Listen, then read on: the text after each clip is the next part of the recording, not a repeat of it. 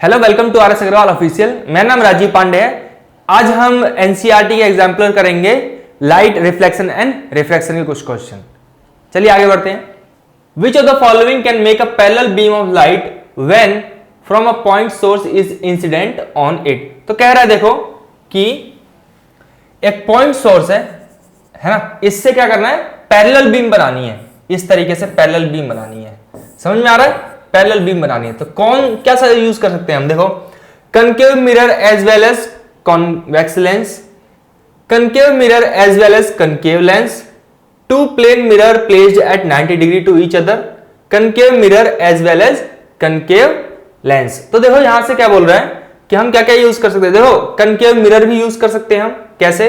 देखो, यहां से अगर मैंने फोकस पे क्या रख दिया, फोकस पे इसके कनकेव मिरर के, यहां देखो ये जो है ये फोकस है, फोकस पे अगर मैंने पॉइंट ऑब्जेक्ट रख दिया तो यहां से रेज सारी इधर जाएंगी, इधर जाएंगी, इधर जाएंगी, रिफ्लेक्शन होकर क्या होगा, प्रिंसिपल एक्सिस के पैरेलल, यानी कि ये पैरेलल बीम बन जाएगी। तो देखो हमें क्या बनाना था, पैरेलल बीम ही तो बनानी थी, है ना?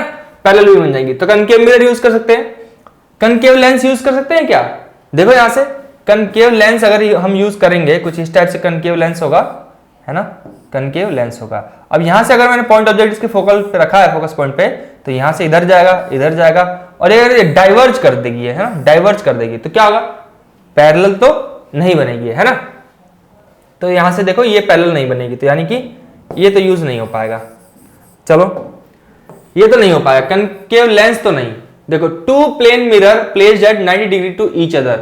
तो अगर मेरे पास क्या है, पॉइंट सोर्स है, देखो क्या बोल रहा है ये कि पॉइंट सोर्स है, पॉइंट सोर्स के लिए पैरेलल बीम तो नहीं बन पाई। क्यों? क्योंकि एक ही बीम होगी, है ना, एक ही बीम होगी। अगर ये सपोज करो क्या है, पैरेलल मिरर्स है और एक पॉइंट सोर्स है, कहीं भी रखो तो क्या होगा, ऐसे जो है रेज तो रहेंगी आगे पीछे, इनफिनिट टाइम्स इमेज भी बन जाएगी, बट पैरेलल नहीं होगी, पैरेलल नहीं होगी। बहुत सारी बीम का मतलब क्राइटेरिया क्या है कि एक रे से ज्यादा, तो प्लेन मिरर भी यूज नहीं कर सकते, है ना। कनकेव मिरर तो यूज कर लिया था हमने, कनकेव मिरर यूज कर लिया था। चलो आगे देखते हैं। प्लेन मिरर वाला भी गलत हो गया, ये वाला भी गलत हो गया क्योंकि इनमें कनकेव लेंस था।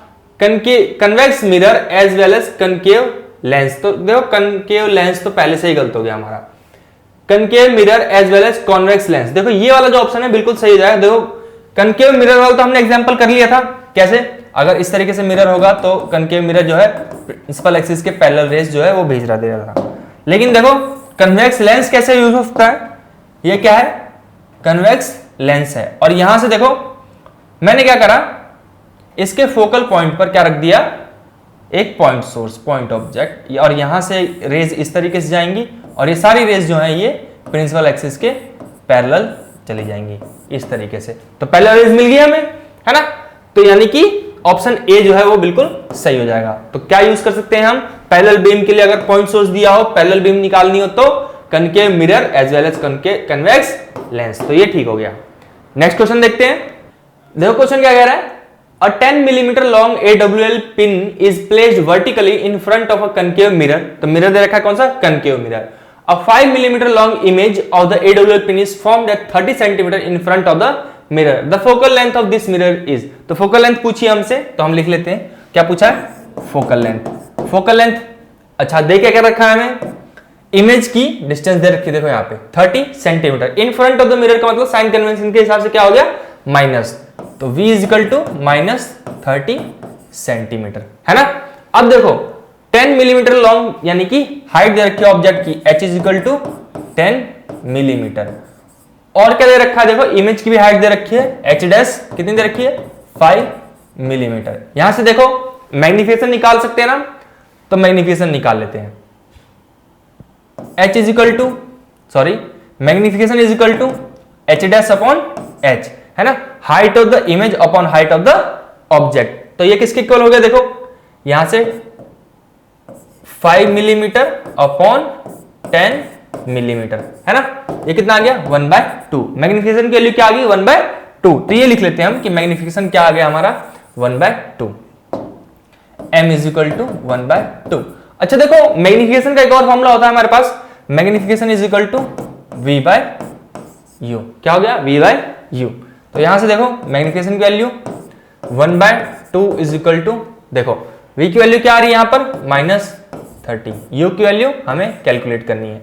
यहां से क्या आ गया u इजकल टू -60। ये तो सही है, ऑब्जेक्ट जो है, ऑब्जेक्ट की जो डिस्टेंस है वो किस में आएंगी, माइनस में, क्योंकि मिरर के फ्रंट में रखा होगा। सही है, u की वैल्यू क्या आ गई 60। तो अब यहां से देखो हमारे पास क्या क्या गिवन है, v गिवन है, सॉरी u गिवन है, v है, तो हम क्या निकाल सकते हैं, फोकल लेंथ। फोकल लेंथ का फॉर्मूला देखो, मिरर फॉर्मूला हम कैसे यूज करते हैं, 1/v plus 1/, u is equal to 1/f। यही होता है कौन सा फॉर्मूला, ये है मिरर फॉर्मूला। लिख लेते हैं इसको, मिरर फॉर्मूला है ना, मिरर फॉर्मूला। अब देखो कैलकुलेट करना बिल्कुल आसान है। 1/f is equal to, v की वैल्यू दे रखी है कितनी, -30, तो यहां से -30 प्लस, है ना, u की वैल्यू हमने कैलकुलेट कर ली है -60, एलसीएम ले लेंगे, क्या आ जाएगा 60। यहां से देखो -2 -1 क्या आ गया, -3/60, या ये क्या आ गया, -1/20। 1/f की वैल्यू क्या आ गई, -1/20, तो यहां से f की वैल्यू कितनी आ गई, -20 सही है ना, क्योंकि देखो कनकेव मिरर है, ये कनकेव मिरर जो है फ्रंट में इसका फोकल लेंथ होगा, यानी इसलिए क्या होगा, ये माइनस में होगा। तो देखो यहां से f equal to -20, second option आ रहा है, ये सही है। तो देखो हमें क्या क्या दिया था, हमें दिया था ऑब्जेक्ट की हाइट, इमेज की हाइट, है ना, इमेज की डिस्टेंस। तो हमने क्या निकाल लिया, मैग्निफिकेशन। मैग्निफिकेशन के हेल्प से हमने क्या निकाली, ऑब्जेक्ट की डिस्टेंस, और उन दोनों की हेल्प से, ऑब्जेक्ट की डिस्टेंस और इमेज की डिस्टेंस की हेल्प से क्या हमने क्या निकाल लिया, फोकल लेंथ। तो इसी तरह के क्वेश्चन होंगे बहुत सारे, इस तरह के क्वेश्चन तुम्हारे पेपर में भी आएंगे। तो ये क्वेश्चन क्लियर है, इस तरह के सारे क्वेश्चन अब कंप्लीट हो जाएंगे। नेक्स्ट क्वेश्चन करते हैं। Under which of the following conditions a concave mirror can form an image larger than actual object. तो देखो क्या बोल रहा है, ये कनकेव मिरर का केस पूछ रहा है कि कब कनकेव मिरर जो है वो अपने ऑब्जेक्ट से ज्यादा बड़ी इमेज बनाएगा। तो देखो यहां से हमें क्या चाहिए, हमें चाहिए ऑब्जेक्ट से ज्यादा, यानी कि मैग्निफिकेशन क्या हो उसकी, मैग्निफिकेशन क्या हो उसकी, 1 से ज्यादा हो। इसका मतलब क्या है यहां पर, देखो अब एग्जांपल लो, मैग्निफिकेशन क्या हो, देखो रटना नहीं किसी चीज को, अगर तुम रटोगे तो जरूर कंफ्यूज हो जाओगे। तो यहां से देखो मैग्निफिकेशन जो है 1 से ज्यादा होनी चाहिए, या 1 होगी तो उसके साइज की होगी, है ना, तो 1 से ज्यादा होनी चाहिए। अब देखो यहां पे मैं इन दोनों, मैं मैग्निफिकेशन क्या ले लूं, 1 ले लेता हूं, तो इससे क्या आ जाएगा, u इक्वल टू v आ जाएगा। अब देखो इसे क्या करो, किस में रखो, हम इसे रखेंगे मिरर फॉर्मूला में। तो देखो यहां से 1/f is equal to 1/v plus 1/u। अगर ये दोनों बराबर हुए तो, अगर ये दोनों बराबर हुए तो क्या हो जाएगा, 1/f इज इक्वल टू,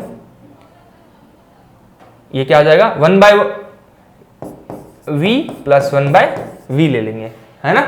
इसका मतलब क्या हो जाएगा, ये 1/f इज इक्वल टू, ये क्या हो जाएगा, 2/v हो जाएगा, है ना, 2/v हो जाएगा, 2/u हो जाएगा, क्योंकि दोनों हमने बराबर लिए हैं। चलो ठीक है, यहां से देखो क्या हुआ, यहां से f की वैल्यू क्या जाएगी, f की वैल्यू, या फिर हम v की वैल्यू ले लेते हैं, v की वैल्यू क्या जाएगी, v की वैल्यू देखो यहां से, v की value v is equal to 2f, है ना, v is equal to 2f।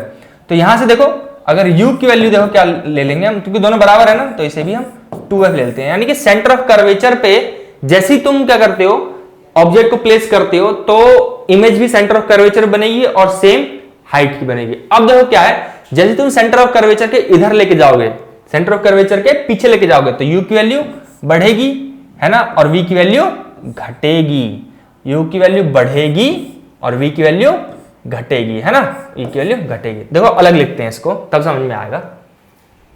Magnification लिख रहे हैं हम, मैग्निफिकेशन लिख रहे हैं, है ना, v/u। अब देखो क्या है, मैंने क्या बताया, यहां से क्या निकला कि ऑब्जेक्ट या इमेज की डिस्टेंस 2f, यानी कि सेंटर ऑफ कर्वेचर।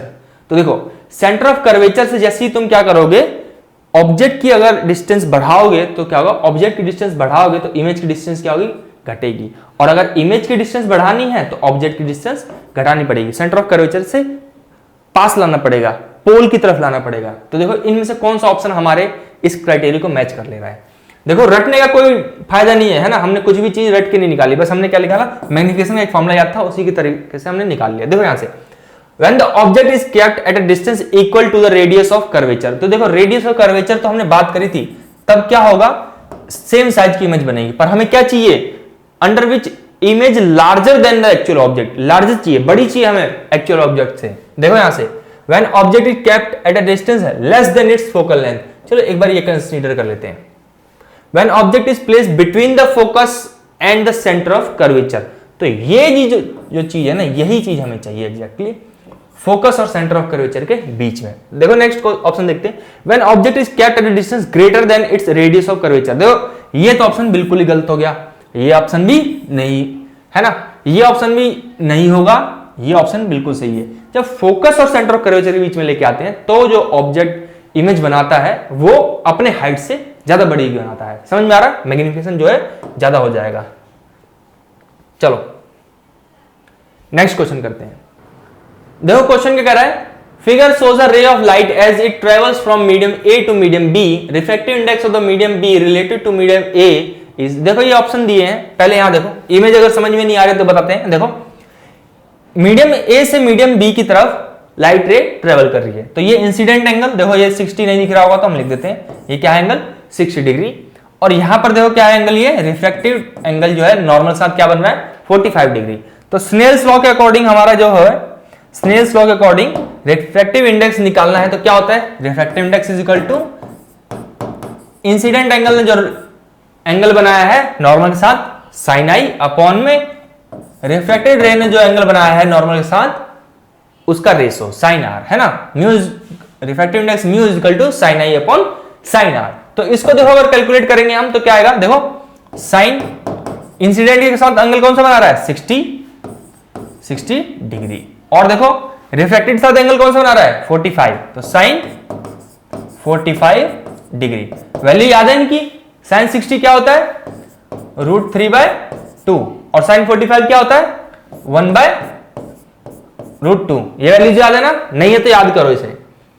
अब देखो रिफ्रैक्टिव इंडेक्स की वैल्यू क्या आ जाएगी यहां से, म्यू इक्वल टू √3/2 मल्टीप्लाई, यहां से क्या हुआ, रिवर्स कर देंगे इसको तो ये √2 हो जाएगा, है ना।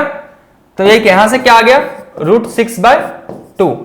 अब ये देखो यहां से इसको अगर इमेजिन करो तो ये क्या है 2 से ज्यादा बड़ा है ना, 2 से थोड़ा सा बड़ा है, क्योंकि अगर ये 4 होता तो स्क्वायर रूट इसका 4 का क्या आ जाता है 2, है ना, तो ये क्या आ जाता है 2/2 1, तो यानी कि ये क्वांटिटी 1 से थोड़ी सी ज्यादा है, 1 से थोड़ी सी ज्यादा है। अब देखो 2 तो नहीं होगी, 2 नहीं होने का मतलब क्या है, देखो यहां पर ये क्या है, अगर यहां पर 4 होता है ना, अगर ये नॉमिनेटर जो है वो अगर 4 होता तो 2 टाइम्स कट के ये 2 आता, तो 4 यहां पे यानी कि इसका मतलब क्या होना चाहिए था 16 होना चाहिए था, 4 × 4 16 का स्क्वायर रूट जो था 4 होता और फिर कट के वैल्यू 2 आती, तो ये भी ऑप्शन गलत हो गया। यहां से देखो 1/2 तो नहीं होगा क्योंकि ये 2 से ज्यादा बड़ा है और 2 को 2 से डिवाइड करेंगे तो 1 तो आएगा, तो डेफिनेटली ये क्वांटिटी 1 से बड़ी है, तो ये भी नहीं आएगा। 2/3 भी इस लॉजिक से नहीं आएगा, क्या आएगा आंसर 2/3। ये ऑप्शन बिल्कुल एक्यूरेट नहीं है ये आंसर, लेकिन ये ऑप्शन जो है ये लगभग इसके बराबर ही है। देखो तुम कैलकुलेटर से कैलकुलेट करो,